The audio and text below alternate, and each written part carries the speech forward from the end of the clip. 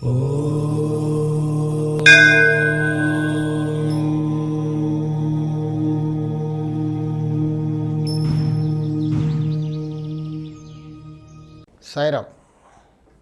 నేను మీ విశ్వకర్మ వాస్తు యూట్యూబ్ ఛానల్కి స్వాగతం.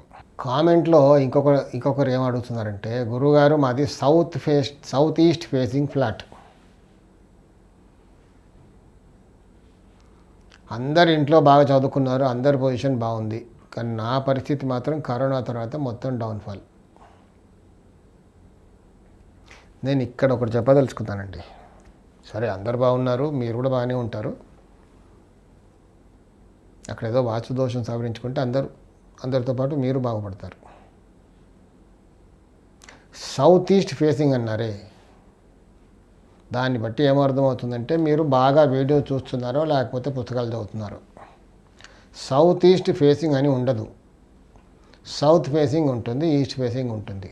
కాకపోతే మీకు కొంచెం కంపస్ ఇలా కొన్ని డిగ్రీస్ తిరిగి ఉంది అక్కడ, మీరు దాన్ని సౌత్ ఈస్ట్ ఫేసింగ్ అనుకుంటున్నారు.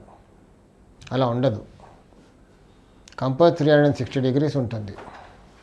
ఉత్తరం కరెక్ట్గా చూపించాలి నీడిల్. సరే, లేదు ఇటు వాయువ్యం వైపు లేకపోతే ఉత్తర ఈశాన్యం వైపు తిరిగి ఉంటుంది, లేదా 45 degrees తిరుగున్న ప్లాట్లు కూడా ఉంటాయి, మొత్తం దిక్మూడం ఏర్పడిన ప్లాట్లు కూడా ఉంటాయి. అంత మాత్రం ఇది సౌత్ ఈస్ట్ ఫేసింగ్, ఇది నార్త్ ఈస్ట్ ఫేసింగ్ అంటే ఇంటర్ప్రిటేషన్ అనేది తప్పు, అలా చూడకూడదు. ఇంకొకటి మీరు ఏం రాశారంటే అందరూ బాగున్నారు, నా పొజిషనే బాగాలేదు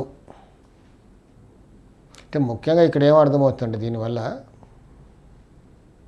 కొన్ని దోషాలు కొందరిపైనే చూపిస్తాయి. సంతానం పైన, మూడో సంతానం పైన ఉత్తర వాయువుల దోషం ఉంటే మూడో సంతానాన్ని ఎక్కువ ఇబ్బంది పెడుతుంది. మిగతా వాళ్ళందరూ బాగానే ఉంటారు, వాళ్ళకు బాధలు ఉండేవని కాదు, కొంచెం కంపేర్ చేస్తే థర్డ్ అతనికి ఎక్కువ ఉంటుంది, థర్డ్ సంతానానికి, ఆ ఇంట్లో ఉన్న లేడీకి. ఆగ్నేయంలో దోషం ఉందనుకోండి, రెండో సంతానాన్ని ఇబ్బంది పెడుతుంది ఎక్కువగా. ఈశాన్య దోషం మొదటి సంతానాన్ని ఇబ్బంది పెడుతుంది.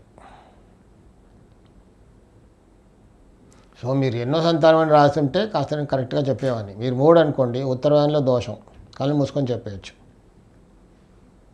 ఎల్డెస్ట్ అనుకోండి, ఈశాన్య దోషం, నైరుతి దోషం. లేదు సెకండ్ అనుకోండి, ఆగ్నేయ దోషం.